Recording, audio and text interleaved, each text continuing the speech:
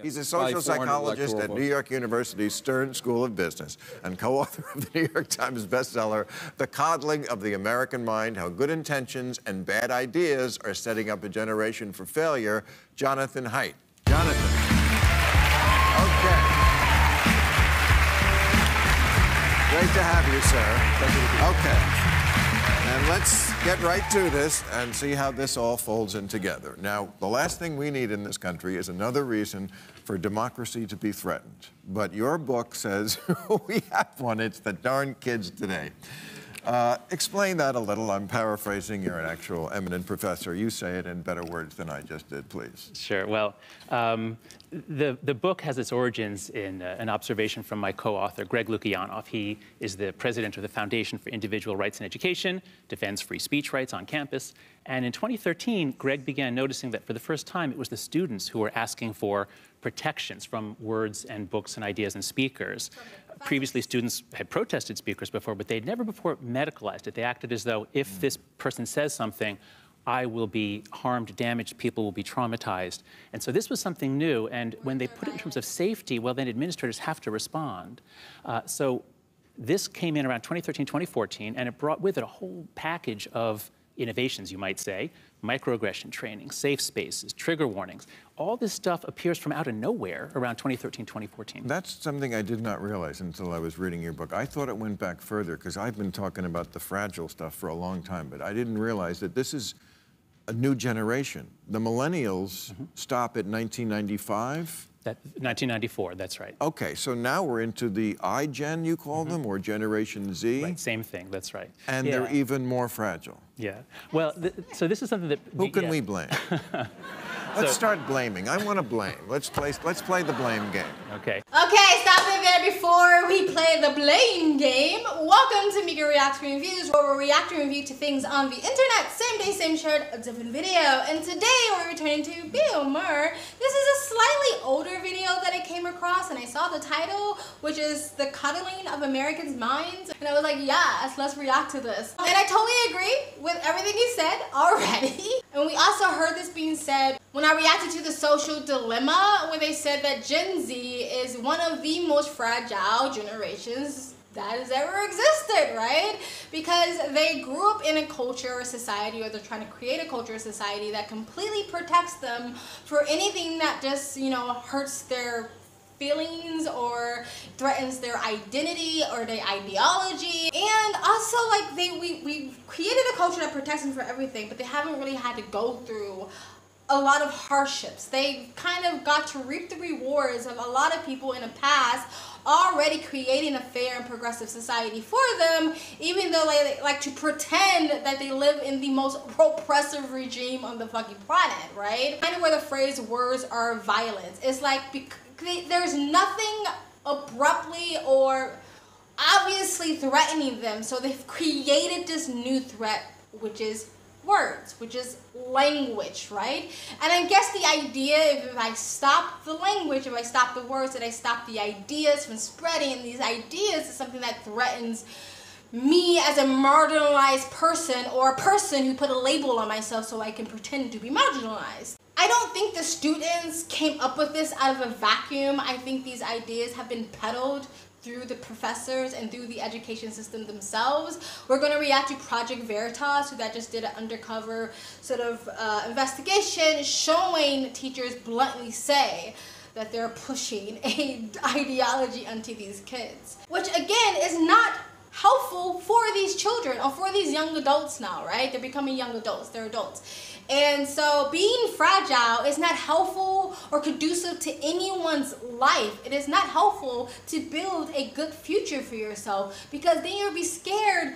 If you're scared of just words, if you're scared of just interacting with ideas, how can you possibly risk things to create in life and to get the things that you want out of life? You can't. So what you do is you try to create a society like socialism to sort of create a government that sort of gives you things, because you don't have the stamina or the mental strength to fight for those things yourself. Because again, you're trying to create a culture that just bulldozes everything painful or triggering possible. And your excuses is that, well, it helps protect marginalized people. Marginalized people have gone through more than most people on this planet living today can ever imagine.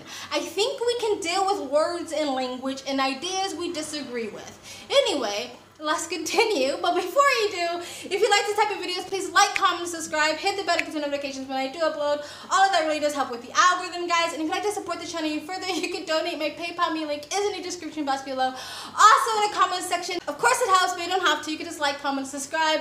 Another great way to support this channel is either join my brand new membership program, different levels, different tiers, different perks, or you can visit my brand new merch shop. Links down below. And if you like, you can super thanks. Also, I am starting 2 new channels. One is going to be purely a music channel, and the other one is my passion project. It's called Anonymous, and it's just me bringing stories together to bring us together because there's so much division in the world right now. I'm going to be getting most music off this channel and just creating a music reaction channel in itself. The only music I'll probably react to on this channel from now on are music that has like a political or some sort of deep message that I really want to talk about. And so if you like and you want to support me, please go down into the description box below or the comment section if it's there, and just go click on those links, and please subscribe to all my other channels, and please, please, please follow me on Twitter, and that's a great way for us to stay connected. All right, that's enough. Please sit back, relax, and continue to enjoy this video. Here we go. I say well, parents. Let's see. You go. Okay, we'll do all the parents, and we'll do all the teachers. So yeah, the basic finding, which I think surprised a lot of us. A lot of us assumed that the millennials were from 1982 to around 2000 or 1998. But kids born around 1995 had a very different childhood from kids born a few years before. And so research by Jean Twenge and others show that kids born after 1985, they don't get driver's licenses as much. They don't drink as much. They don't go out on dates. They don't have sex as much. What are they doing? They're sitting at home on their devices, talking with each other. And this seems to be changing social development. And we know this. This is not just some perception from outsiders, because the rates of anxiety disorders, depression, self-cutting, where they have to be admitted to hospitals, and suicide, all of these rates are way, way up, especially for girls, and it all begins right around 2011. And so it's when this generation first enters college campuses, and 2013, that's when all this new attitude about speech comes in. Stopping it there. I think that a lot of the anxiety, depression, mental health, and all that stuff is caused by just constantly getting this stuff fed back to you through the algorithm when it comes to these social media platforms. However, I also think, again, it's this idea that you build and you raise children to not have any mental tenacity, strength, stoicism. Oh, they can't take anything. And so the slightest thing, like you see these kids on their TikToks literally having mental breakdowns because someone used the wrong pronoun. Like, that's insane. That's how weak, and I know people don't like to use this word, but weak-minded or emotionally weak that a lot of these kids are, because they have been raised that way. They've been raised in a culture, in a system, in a society like that, whether it's the schools, whether it's social media, whether it's media, whether it's their parents. They've just been raised like that. I couldn't imagine literally having a flipping heart attack because someone used the wrong pronoun. Like, I looked like a boy when I was a teenager. People call me a boy all the time, and I just like, okay, whatever, right? And so I stand by what I said, is that when you have this fragile victim mentality, is not conducive to yourself. You're not doing yourself any favors. You're not doing your future self any favors. And if you're a teacher or a parent and you're raising your child that way, you're not doing them any favors. It's not virtuous to be that emotionally fragile where you can't take someone saying something you don't like. Anyway, let's continue. Another reason that they're sitting home instead of doing all those fun things is because the parents insist on watching them all the time. Exactly. I mean, I remember 20 years ago, we talked about helicopter parents, hovering over them. And now they call it bulldozer parenting. Yep. They clear out any obstacles in the way. Concierge parenting, I've heard. Right. Yeah. so that the kid doesn't have to ever face any difficulties. How can that kid function in the real world? That's right. So the most important psychological idea in the book is anti-fragility, that there's some things that are fragile, like a wine glass. If you knock it over, it breaks, nothing good happens. If something is plastic, you knock it over, it doesn't get damaged, but it doesn't get better. But there are some things that have to be stressed or challenged, like the immune system. If you protect your kid's immune system, use bacterial wipes, you're actually hurting the kid. You're preventing the system from getting the information it needs. Yeah, stopping it there, I'm sorry. It's like the idea of spoiling. To me, it's the same thing when you overprotect your kid. He put bulldozer parenting, it's the helicopter parenting, it's the horrible attachment parenting style that I don't like. I'm not a parent, so who am I to say? However, it's the same thing as spoiling. The definition of spoil is to ruin. So you're not helping your child. The school system isn't helping these kids by being overprotective. There's literally like universities that won't teach certain things, like that won't talk about like what's that one book that was based off of you know, this guy that you can't say, or if any speaker, like even Dr. Jordan Peterson, if they think his thoughts are just too dangerous, they won't even introduce his thoughts to the kids because they're too fragile and weak to take it. They're adults, instead of treating them like adults and giving them the ideas so they can learn how to critically think and come up with their own belief system and their values on their own, to let them fucking live and experience, right? And so instead of the younger half of my generation and Gen Z realizing, okay, we're way too fragile. We need to put pressure on ourselves and allow ourselves to go through shit and go through struggles so we can build ourselves up. Instead of seeing it that way, they try to bend and turn and shake and restructure society to coddle them and to be as, you know, trigger avoiding as possible because they just can't take the real world. Anyway, let's continue. Same thing with social life. If you protect your kids from being excluded, from being insulted, from being teased, when they grow up, it's like the Princess and the Pea, a little tiny thing that they encounter on campus now becomes intolerably painful. But it's not all over the country, really, is it? I mean, this is something, when they talk about elites, this is who we're talking about, I think, a little more than the heartland. Well, you know, the kids who are, fuck you, mom. You know, I call them the fuck you, mom generation. Now, I mean, New York, too. Yeah, I mean, calling mom a bitch, turning their back on when their mother's talking. If I did that, I would not be sitting here today. And also, that's why a lot of progressive ideology doesn't fit with most Americans. A lot of people don't relate to it because most of America isn't from that class. Most of Americans are from the working class, lower class, or middle class, middle working class. A lot of progressivism is usually from the classes of middle class, upper middle class, or the elite class. So they have these sort of vanity bourgeoisie sort of ideologies and sentiments that doesn't fit the rest of the world. The working class kid isn't going to get hurt because someone mispronounced him, because he's already had to go through struggle by the time he's 16 years old.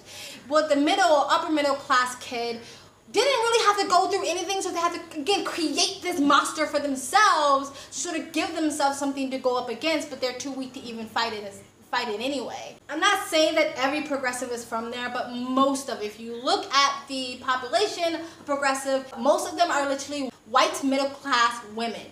This is why they call themselves non-binary and demi-boy and demi-girl, because they need some sort of marginalized label so they have a reason to feel so oppressed. Anywho, let's continue.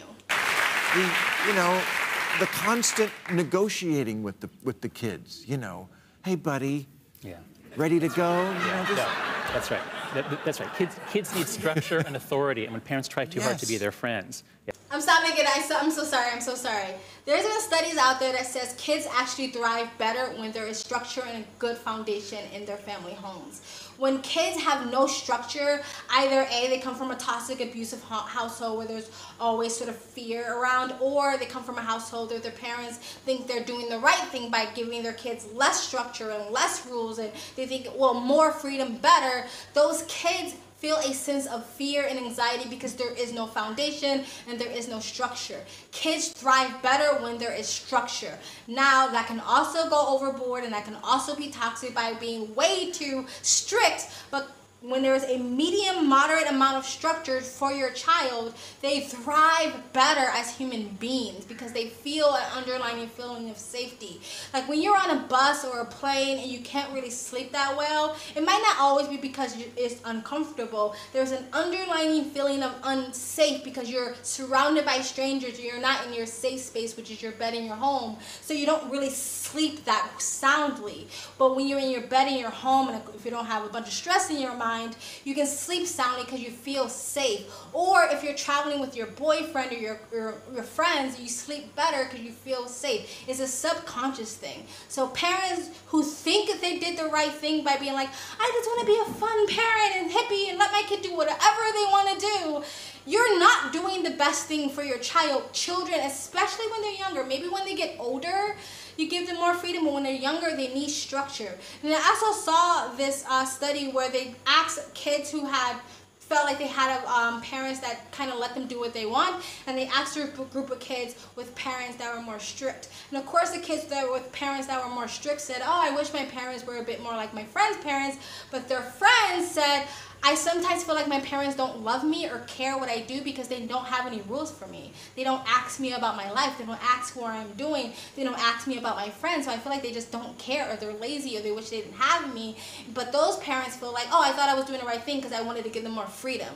Freedom is important. Privacy, giving your kids space is important, but it needs to be balanced. I'm not a parent, so don't listen to me, but I read a lot about it. So go Google it or Brave it or DuckDuckGo it yourself. Anyway, let's continue. Yeah. But on the point about whether this is everywhere, so this is such a new trend. We only began to notice these things in the last couple of years. But what seems to be the case is that the anxiety and depression, the fragility, the mental illness, that's across the country, across social classes, across races. And that's why social media use is beginning early, beginning in middle school. That seems to be the most likely culprit of several culprits. So that's all over the country. But the shout downs, the screaming at professors, yes, we've mapped that out. That is almost only in the Northeast and just the coastal strip of the West Coast, and a little bit in Chicago. But that's what gets the headlines, and that's what dominates media. See, it's the kid who's screaming at the professor, right, who then gets a job at the Huffington Post. That's right.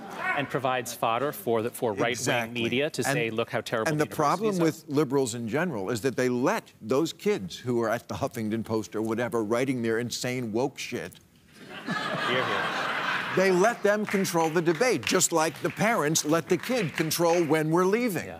We've let the kids take over. That's like job one you don't do in civilizations. No, that's right. You respect the elders. That's like every civilization before this one, because they might be wiser. But I will say the elder thing in the West is going downhill. It's either like they have no respect for the elders, no respect for their parents. They think they're, every young generation does this where they think they know better than the generation before them. And we have no respect for our elders. We push them into homes and we let them die alone. Or we think, oh, as soon as you get one wrinkle in your face, you're just really useless to society now. Where outside of the West, because I've lived outside of the West for like 7 years now, elder culture and family structure and tradition is still very strong outside of the West. Like outside of America is one of the most progressive countries I've known. And they have the least amount of respect for traditional family structures. That's not the case outside of the West. And so it's really sad that that's a thing that exists. I think that you have to be a numbskull to think that someone who's lived twice as long as you don't know anything and have nothing else to tell you or teach you. I'm not saying just because you're older makes you wiser, because there's a lot of stupid, dumb people out there. But for young people to think that there's nothing to learn, you are setting yourself up for failure. But anyway, let's continue. To connect it to this point of why we lose, I think that's relevant. I think people in this country don't anymore pay attention to policy so much. It's more this personal stuff. It's anecdotal. I don't know about global warming or what causes a recession. But I saw that mother at the soccer game or in the supermarket, and her 5-year-old was screaming at her, and she was apologizing to the 5-year-old. I'm not going to let those people take over the country. And I think that's the level it works on. And to give Donald Trump his due, I think he understands that because he's a guy who thinks that global warming is a Chinese hoax, but he knows how to attach derogatory nicknames to people, and that's a lot of his success in politics. Yes. The sanitization of these social media sites, you know, you have a kid puts beautiful pictures of themselves on the site, and then another kid looks at it and feels that their life is less than that beautiful sanitization. Is that affecting them as well and creating a lot of this anxiety? Absolutely, and that's probably the main reason why it's affecting the girls so much more than the boys. Because if you imagine, you know, all of the kids in America around 2007 to 2009, and you suddenly just drop millions and millions of iPhones all over the country, and kids pick them up, what are the boys going to do? Oh, video games. And it turns out, actually, video games aren't that harmful. Especially, and porn. Well, no, really. And that's not a joke. Yeah, motorboating. That is, yeah. Oh, Doc. But just to finish up here, so the boys are mostly doing video games, which aren't so bad. Even if they're running around imaginary worlds killing people, as my son does with his friends, it's really cooperative, there's teamwork, they're talking. But what the girls are doing... What the girls are doing is putting something out and then waiting anxiously while people comment on it. Right. And so it's the social comparison, it's the fear of missing out. Also, girls' bullying is relational, boys' bullying is physical, so social media doesn't really affect it. But girls can never get away if they're being bullied. So this is why we think the suicide rate is up 25% for boys, but it's up 70% for girls. Okay. Yeah, the way girls attack and bully is verbal, and how Dr. J. Peterson puts it, reputation destruction, which is very prevalent in social media. Anyway, guys, that's it. Tell me what you think. Do you think the minds of Americans are being coddled? Or do you think this is all just being blown out of proportion? Let me know what you guys think in the comment section below. Please like, comment, and subscribe. Hit that bell to get notifications when I do upload. All of that really does help with the algorithm, guys. And if you'd like to support this channel even further, you can donate. My PayPal link is in the description box below and also in the comment section. Of course, it helps, but you don't have to. You can just like, comment, and subscribe. Another great way to support this channel is either join my brand new membership program, different levels, different tiers, different perks, or you can visit my brand new merch shop. Links down below. It links to all of the eternal platforms I'm on, my socials, including my Twitter, all the ways to support me, and all the ways to contact me for business. There's always in the links down below. And if you like, you can super thanks. I also have a second travel vlog channel. I travel as a lifestyle. I live abroad. If you'd like to know where I am in the world, you can go to the description box below, and also in the comment section, hit the link. Go subscribe to my travel vlog channel, and follow me on my travel Instagram. My stories is usually what's most up to date. And again, if you would like to help a sister out, and go subscribe to my other channels, Music Reacts, Speak Freely, and my new channel, Anonymous. Please go down, click on the links, go sub to me, and you guys have an amazing day.